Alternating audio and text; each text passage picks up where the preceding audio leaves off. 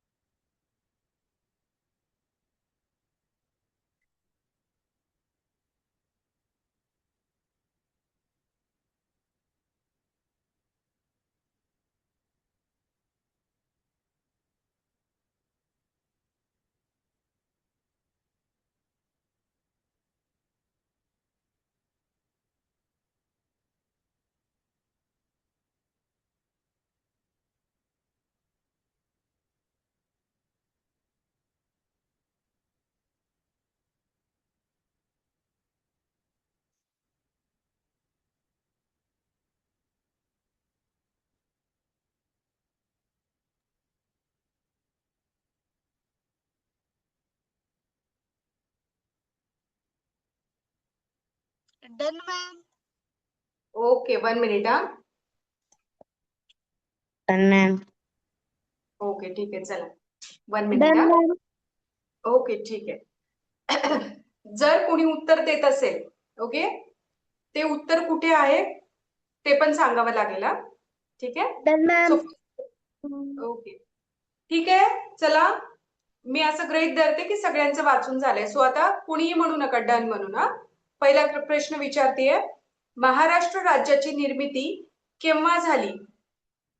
पहिल्या लाईन मध्ये उत्तर आहे, सांगा. 1960. 1 मे 1960. Yes. एकाने एकदा उत्तर दिलं की म्यूट करून टाकायचं. मला आवाज लगेचच ओळखू येतात सगळ्यांचे. 1960. ओके. श्रीषा आणि त्रिषा, तुम्ही 1 काय दाखवताय? ऑप्शन नंबर दाखवा. ऑप्शन नंबर हा, ऑप्शन नंबर 2 आहे. ओके हा. आता मला काय लक्षात आलं सांगा, की तुम्ही फक्त पहिलंच ऑप्शन वाचलं. 1 मे. इयर वाचलं का? वाचलं. ओके, मग 1 काय दाखवत होते? मॅम मी असं करत होती hand raise. Okay okay okay. Option दाखवा मला. दाखवायचे असतील तर ऑप्शन्स दाखवा. ओके चलो. सेकंड क्वेश्चन आहे, खालीलपैकी कोणत्या नदीचा उगम महाराष्ट्रामध्ये होत नाही? येस, गंगा नदी. ओके, गंगा नदीचा उगम महाराष्ट्रामध्ये होत नाही. ओके, आता पुढे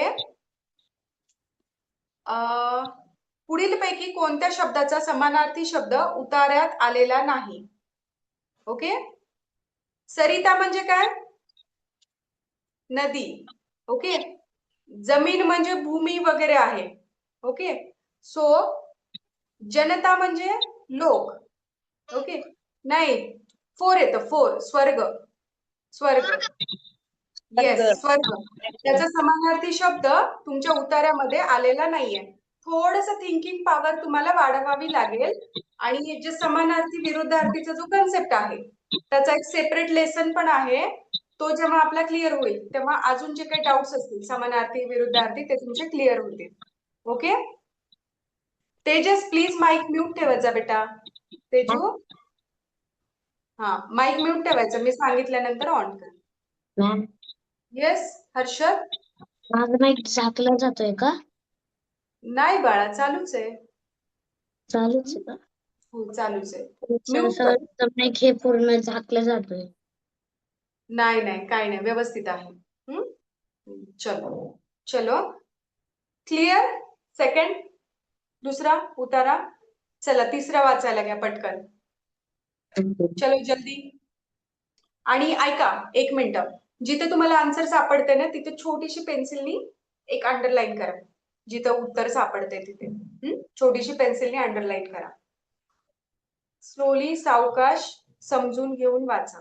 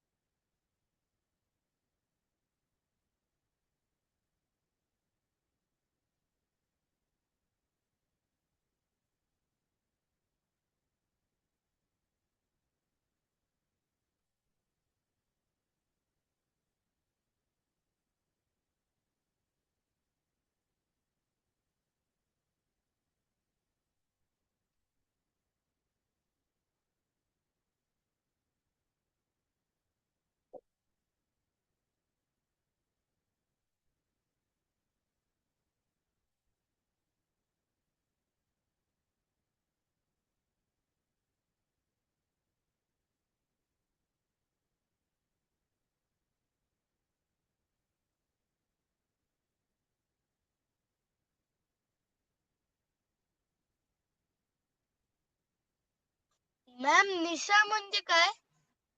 निशा म्हणजे रात्र बाळा. दिनकर म्हणजे सूर्य, उत्सव म्हणजे सण एखादा आणि सुधाकर म्हणजे चंद्र.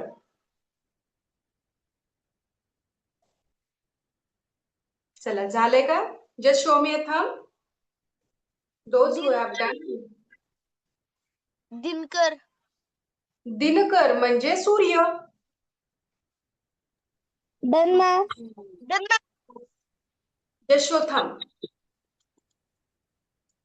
Let everyone read. Okay, done. Mute everyone. Answer विचारले की ऑप्शन्स दाखवा फक्त नंबर्स दाखवा. ठीक आहे. ओके चलो. First question. मकर संक्रांतीच्या आदल्या दिवशी कोणता सण साजरा करतात? भोगी. भोगी. Yes. Bhogi. That you can see here on the first line. Yes, Yes. First line मध्ये तुम्हाला ते उत्तर दिसणार. सगळ्यांना सापडलंय ना आन्सर? ज्यांना सापडलं नाही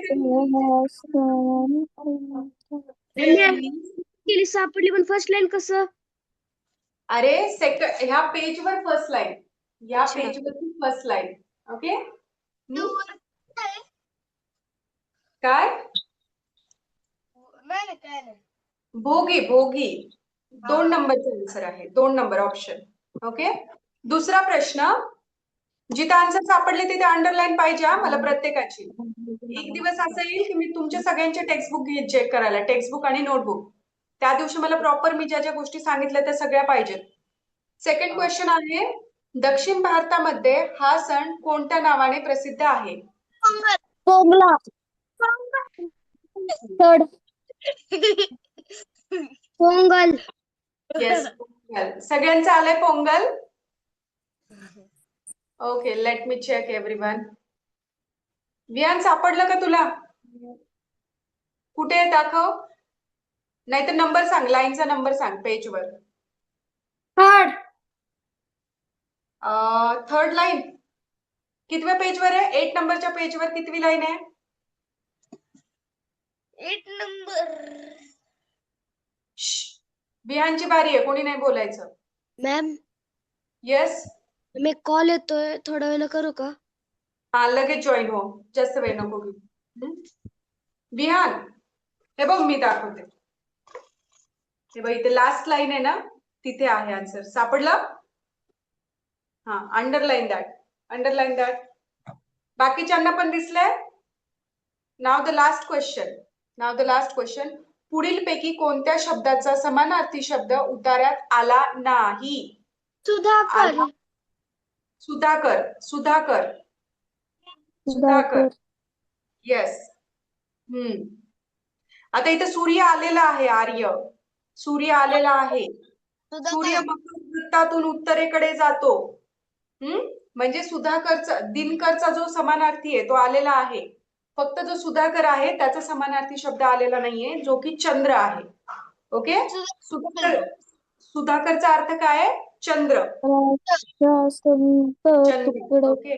म्यूट. चलो 1 मिनिट.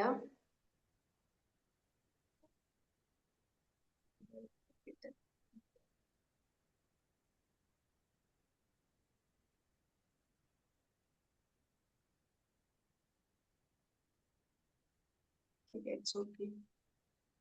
चला, read the fourth paragraph. Fourth उतारा. चौथा उतारा वाचा सगळ्याच जणांनी.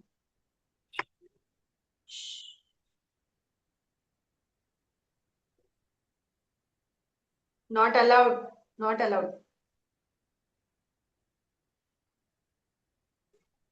चला, उतारा क्रमांक 4 वाचा पटपट. आर्य वाचायला घे पटकन.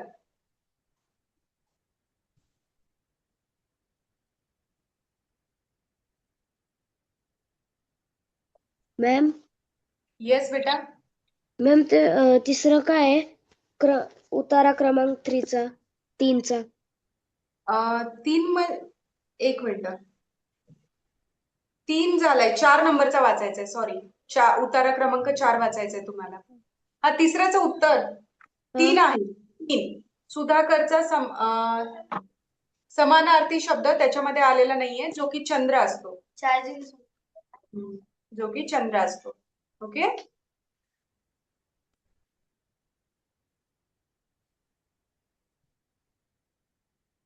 उतारा क्रमांक 4.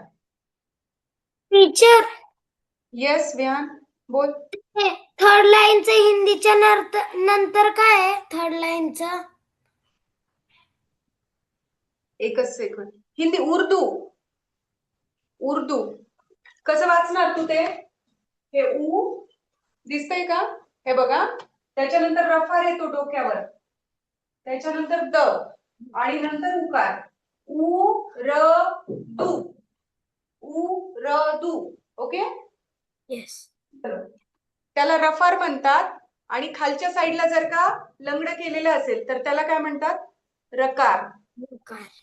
हा हा, चलो.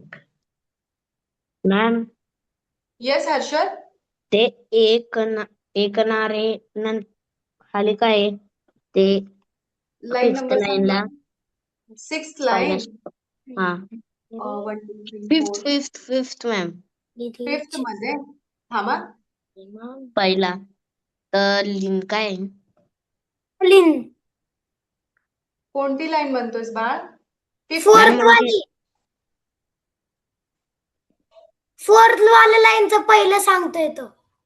फोर्थ Fourth वाला वाली- पहिल्याचं नाही सांगते.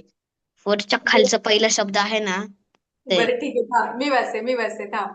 हा? एकनार. साने गुरुजींनी केलेल्या मंदिर प्रवेश आंदोलन असो की आचार्य विनोबा भावे यांनी पुकारलेले भूदान चळवळ असो, त्यांनी या आंदोलनामध्ये सक्रिय सहभाग घेतला होता. ओके.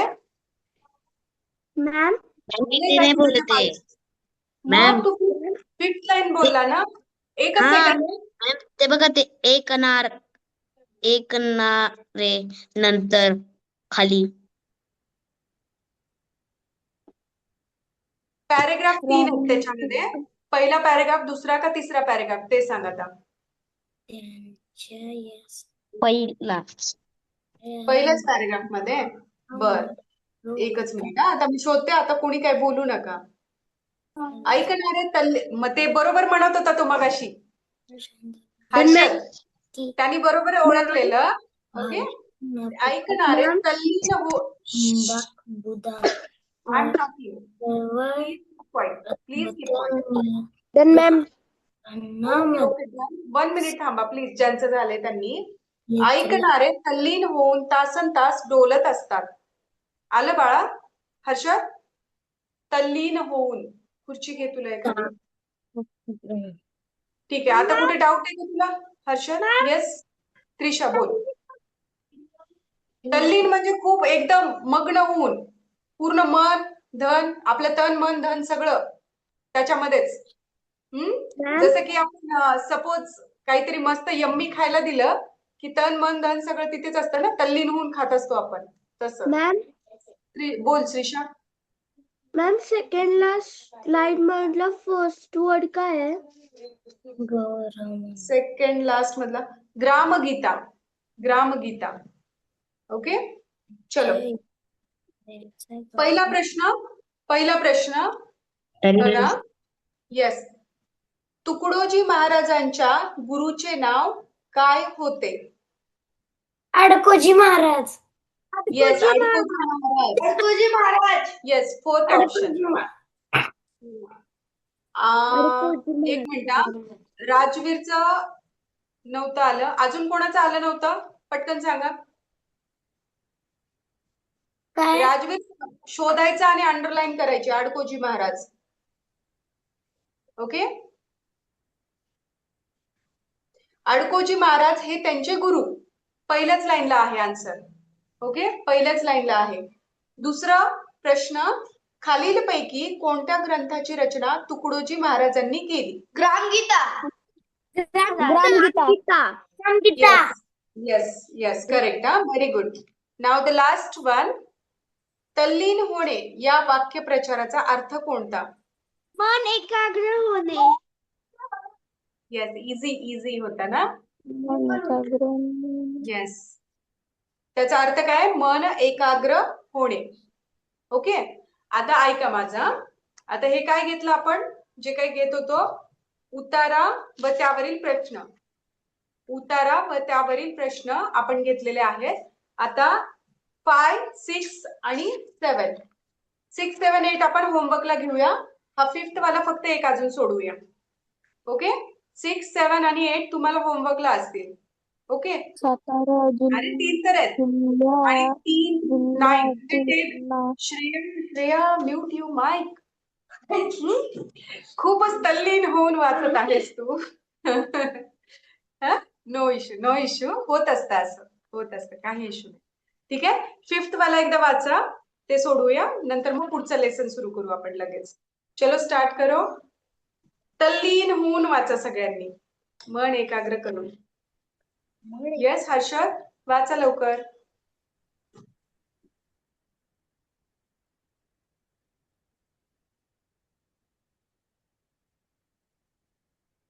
आन्सर सापडले की अंडरलाईन करा, म्हणजे चुकत नाही नंतर आन्सर शोधताना. कोणतं? जिल्ह्यातील नायगाव. थोडी जोड अक्षर आहे, हळूहळू असं जोडून वाचायची. वयाच्या 9व्या वर्षी त्यांचे लग्न झाले. स्त्री शिक्षण. मॅम डन, बोल काय म्हणते. मॅम माझं गाव सातारा आहे.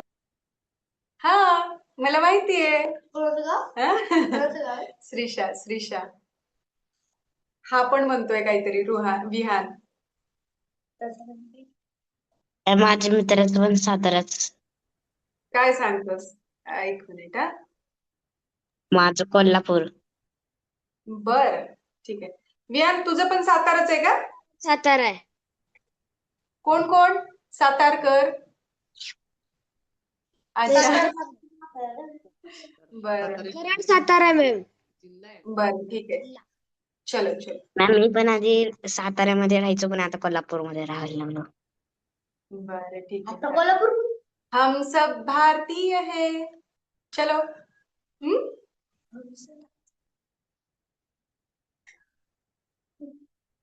झालं वाचून की जस्ट शो मी था? राहिले मॅम तुमचं गाव आम्ही बीड. आता सध्या बीडकर झालोय. बीड, अगोदर परभणीकर.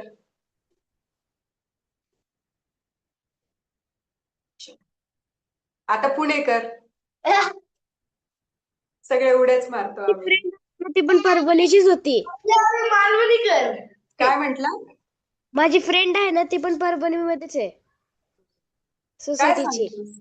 तेजू दादा पण परभणीचा आहे. बर, आपण बोलू याच्यावर परत. Yes, Teju from Parbhani. Done ma'am. Yes, done ना श्रीशा? चला. सावित्रीबाई फुले यांनी खालीलपैकी कोणत्या काव्याची रचना केली? काव्य फुले. आलंय का सगळ्यांचं? येस. येस, काव्य ओके. फुले. अंडरलाईन नुसतं काढायचं नाही. आर्य अंडरलाईन कर चल पटकन. नुसतं आन्सर नाही सांगायचं. बालिका दिन केव्हा साजरा केला जातो? 3 जानेवारी. 3 जानेवारी.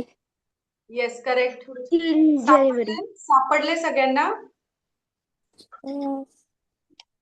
ओके. येस और नो? येस. हा, सेकंड लास्ट लाईन मध्ये आहे. ओके, आता त्याच्यानंतर लास्ट. मुलींची पहिली शाळा कोठे सुरू केली?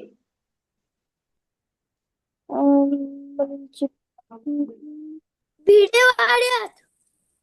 Yes, Pune. Yes Ruhan, good job. Pune dash Bhidewada, म्हणजे दुसरं 2 नंबरचं. Second option is the correct answer. Okay, first वनचं काय आहे आन्सर? तुमचं काव्य फुले. बघ, सेकंड लास्ट लाईन आहे ना, त्याच्या सुरुवातीलाच आहे आन्सर. ओके, आता याच्यामध्ये ना एक डे आलाय तिथे. कुठला डे तो? बालिका दिन म्हणजे बालिका दिवस कधी साजरा केला जातो, तर 3 जानेवारी ही तारीख लक्षात ठेवायची हा. आपण पूर्ण चार्ट घेणार आहोत म्हणजे कधी कोणता डे सेलिब्रेट केला जातो. जन्मदिवस असेल, जयंती असेल किंवा इतर काही डेज असतील, पुण्यतिथी असेल, तर ते सगळे आपल्याला काय करायचे, पाठांतर करायचे. तर सध्या इथे एक आलाय आज 3 जानेवारी बालिका दिन म्हणून साजरा केला जातो. ओके, लक्षात ठेवायचा, मी विचारेल उद्या परत. ठीक आहे, चला 6, 7 आणि 8 ऍज अ होमवर्क असणार. 6 मला सोडून घे ना. फक्त लिहून घ्या, आपण पुढचं सुरू करूया. मी होमवर्क लिहून देते. पेज मॅम नंबर लिहिलं.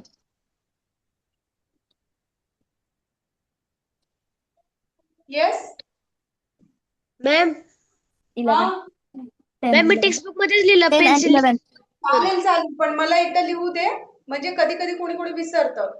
ओके, त्याच्यामुळे page number 10 and 11 homework. Okay, it's a homework. चल,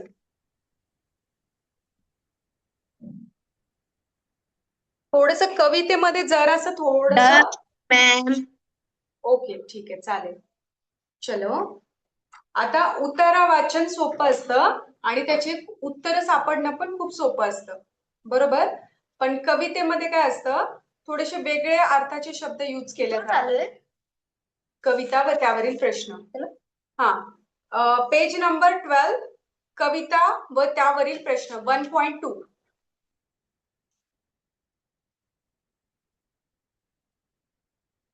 पेज नंबर 12.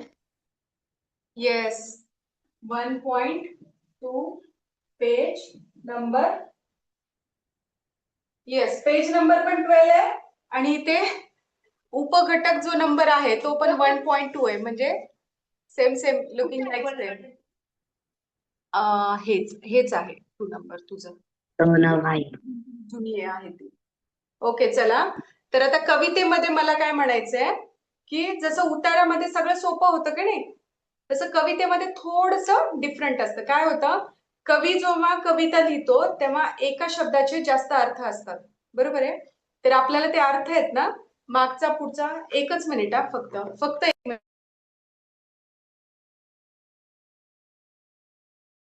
पण तुमचा कॅमेरा ऑफ आहे.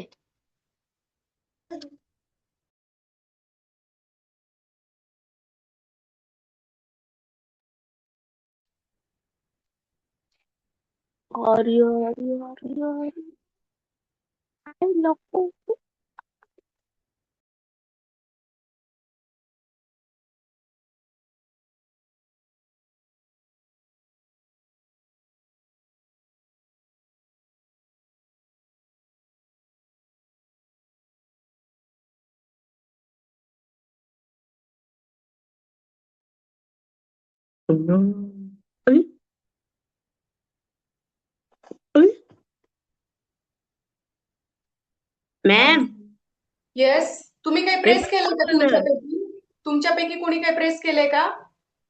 मी नाही काय केलं, माझ्या स्क्रीनवर मॅम डायरेक्ट व्हाईट बोर्डच आलाय. बरं ठीक आहे, थांब मी क्लोज करते त्याला. हा ठीक आहे, इट्स ओके, झालं. येस, चला, झालं, चला. ठीक आहे, आता मी काही मुद्दे आहेत ते वाचन करते. ओके, वाचत वाचत तुम्हाला समजून सांगते काही कन्सेप्ट. ओके, सो प्रथम कवितेचे लक्षपूर्वक वाचन करा.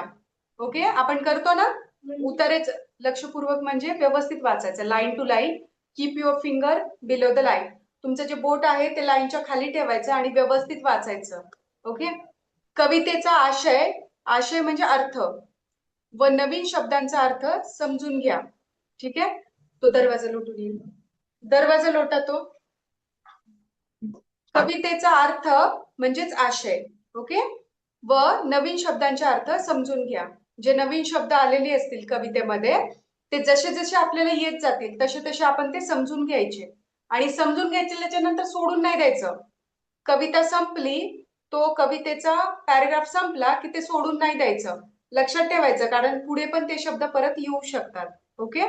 त्याच्यानंतर थर्ड पॉइंट आहे, कवितेमध्ये वर्णन केलेले स्थळ, काळ समजून घ्या.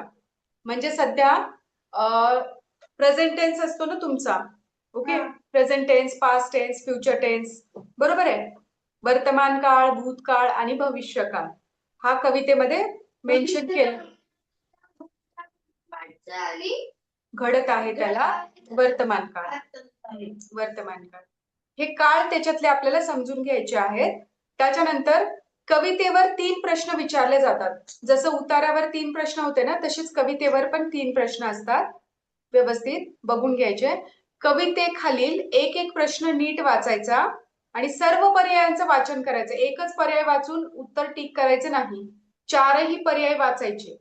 कायम सवय ठेवायची की 4ही पर्याय वाचायचे. ओके. घाई गडबडीने पहिला पर्याय बरोबर वाटत असेल म्हणून तो निवडू नका. बाकीचे पण पर्याय वाचा, क्रॉस चेक करा कवितेमध्ये आणि नंतरच तुमचं ऑप्शनला सर्कल करायचं. ओके. उत्तराची खात्री करा व गोल रंगवा. कवितेच्या ओळीच्या क्रमाने 3 प्रश्न विचारले असे नाही, हे लक्षात ठेवा. म्हणजे त्यांचं म्हणणं काय आहे की कवितेमध्ये जसा सिक्वेन्स आहे त्याच सिक्वेन्सचे प्रश्न नसतात. कधी कधी एकदम कवितेच्या खालचा प्रश्न विचारतात ते पहिल्या नंबरला, बरोबर आहे ना. कधी कधी पहिल्या नंबरला वरचा प्रश्न असू शकतो, मधला असू शकतो. प्रश्नांचा सिक्वेन्स आणि कवितेचा सिक्वेन्स यामध्ये काहीही संबंध नसतो. बरोबर, लक्षात आलंय? लक्षात आलंय. हा, ठीक आहे. आता पहिला जो कवितेचा उतारा आहे इथे, कविता आणि त्याच्यावरील प्रश्न, त्याची उत्तरं त्यांनी दिलेली आहेत. मी वाचते आणि त्यातले जे काही नवीन शब्द आहेत ते मी तुम्हाला समजून सांगते. माझ्यासोबत तुम्हीही वाचायचे, पण मनातल्या मनात वाचायचे. ओके. तुमचं बोट ओळीच्या खाली असलं पाहिजे सगळ्यांचं. ओके. तुमचं बोट ओळीच्या खाली असलं पाहिजे सर्वांचं. चला, नमुना प्रश्न, पहिली कविता, नमुना प्रश्न तिथे आहे. ओके. दिस वन. हा, सगळ्यांनी बघितलं असेल, आय होप. चलो. गोड गोड आठवणींची उठते मोहोळ. ठीक आहे, उठते मोहोळ. मोहोळला अंडरलाईन करा, मी अर्थ सांगते तुम्हाला त्याचे. घे ना. चलो. गोड गोड आठवणींची उठते मोहोळ, गोड गोड शहाळी तसे माझे आजोळ. ओके. आजोळ, आजोळ म्हणजे मामाचं गावार्य. शहाळी, शहाळी जर माहिती नसेल तर शहाळीला अंडरलाईन करा. आणि मी जे सांगते त्याच्या व्यतिरिक्त तुम्हाला एखादा शब्द माहिती नसेल तर त्यालाही तुम्ही अंडरलाईन करा. शहाळीला अंडरलाईन करा. गोड गोड शहाळी तसे माझे आजोळ, रोज सकाळी उठवते आम्हा मामाच्या मोटेची सनई. मामाच्या मोटेची सनई. मोटेची सांगते मी, सगळं सांगते. ओके. घुंगरू वाजवत रानात पळत जातात गाई. घुंगरू वाजवत रानात पळत जातात गाई, खिडकी मधून सकाळी वारा घालतो शीळ. ओके. वारा घालतो शीळ, अंडरलाईन शीळ. ओके. पारिजातकांचा गंध घालून जातो भूल. पारिजातकांचा गंध घालून जातो भूल. ओके. भूल म्हणजे सगळं विसरायला लावतो आपल्याला तो. सूर पारंब्या आट्या पाट्या, छप्पा पाणी आणि लगोरी, अभ्यासाला तिथे कायमचीच कुलूप तिजोरी. मामाच्या गावाला तसंच असतं ना. हा, अभ्यासाला तिथे कायमचीच कुलूप तिजोरी. चलो. रागीट आमचे आजोबा जणू फणसाचे गरे. रागीट आमचे आजोबा जणू फणसाचे गरे, रामरक्षा म्हटल्यावर खाऊ देतात बरे. रामरक्षा म्हटल्यावर खाऊ देतात बरे. ओके. आता सगळं मी समजून सांगते, एक कविता मी समजून सांगते ज्यावरून तुम्हाला लक्षात येईल की कवितेचा आशय कसा घ्यायचा असतो. कवितेचा आशय कसा घ्यायचा असतो. नीट लक्ष द्या. आता नीट लक्ष द्या सगळेजण. गोड गोड आठवणींचे उठते मोहोळ. मधमाशांचं मोहोळ माहितीये सगळ्यांना. हा, उठलं की कसं असतं, एकदाच झुंबड उडते ना सगळी, हो का नाही. म्हणजे तसंच आठवणी यायला लागल्या की एकदाच खूप साऱ्या आठवणी येतात. बरोबर आहे. तो मोहोळ शब्द यूज केलाय तिथे. म्हणजे एकदाच सगळ्या आठवणी येतात, गोड गोड आठवणी, ज्या की आपण मामाच्या गावाला घालवलेल्या असतात. मोहोळचा शब्दाचा अर्थ कळाला? एकदाच खूप साऱ्या आठवणी येतात. त्यांनी त्याला ते रिलेट केलेलं आहे, मोहोळ आणि खूप साऱ्या आठवणी. ओके. गोड गोड शहाळी तसे माझे आजोळ. शहाळी म्हणजे ओलं नारळ माहितीये तुम्हाला, त्याला शहाळ म्हणतात. ओके. Yes ma'am. हा, कवळं नारळ असतं, त्यामध्ये पाणी निघतं आणि ते नारळ फोडलं की त्याच्यामध्ये मलाई पण निघते, त्याला शहाळ म्हणतात. बरोबर. तर गोड गोड शहाळी तसे माझे आजोळ. आजोळ म्हणजे मामाचं गाव. बरोबर. तर रोज सकाळी उठवते आम्हा मामाच्या मोटेची सणई. मोटेची म्हणजे काय?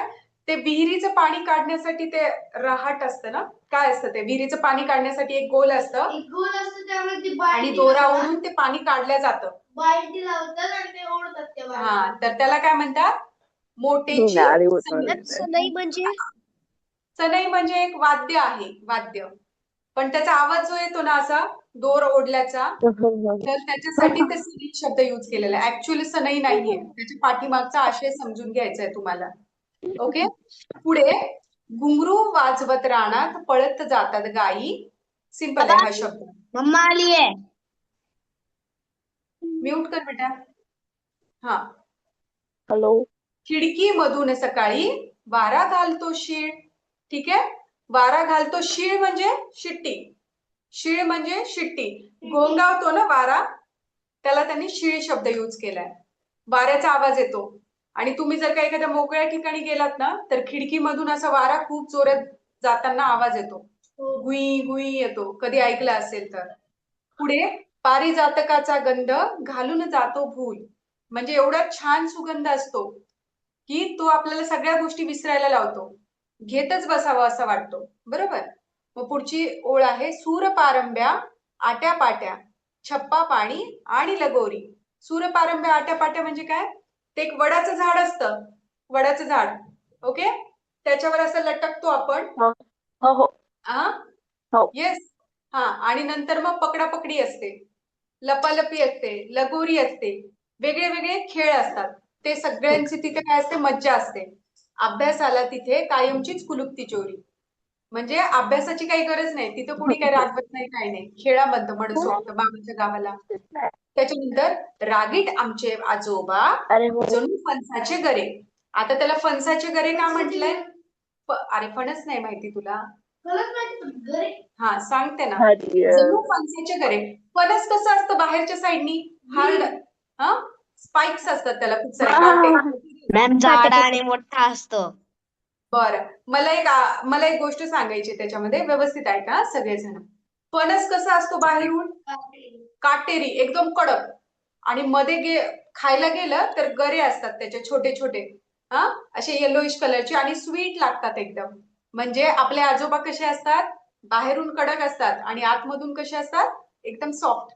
आपल्यावर खूप जीव लावणारे, प्रेम करणारे असतात ना. सो ते त्यांनी सांगितलंय, रागीट आमचे आजोबा जणू फणसाचे गरे.